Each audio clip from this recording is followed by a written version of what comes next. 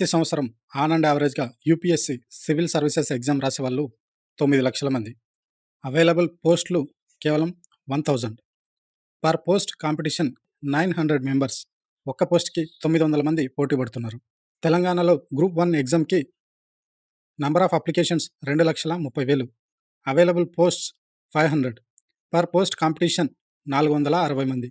ఆంధ్రప్రదేశ్ 2018 డిఎస్సిలో number of people appeared 6,00,000 మంది. Number of available posts 7,600. Per post competition 78 మంది.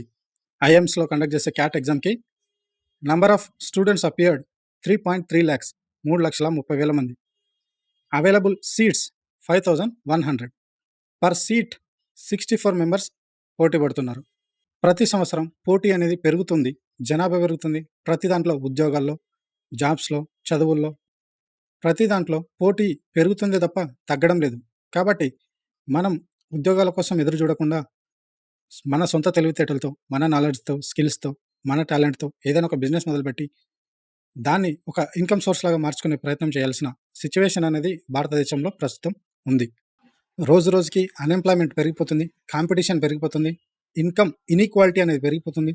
దేశంలో అన్ని రకాల అసమానతలు, అల్లర్లు పెట్టిరిగిపోతున్నాయి.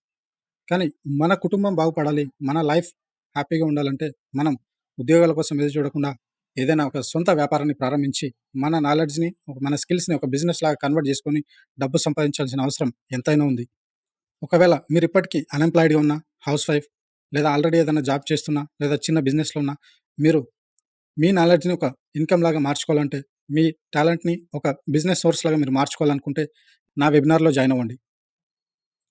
మీ నాలెడ్జ్ ఏంటి? మీ స్కిల్స్ ఏంటి? మీ టాలెంట్ ఏంటి? దాన్ని ఒక బిజినెస్ లాగా ఎలా మార్చుకోవచ్చు అనే విషయం మీకు తెలియకపోతే, దాన్ని ఎలా మార్చుకోవచ్చు అనేది నేను క్లియర్‌గా చెప్తాను.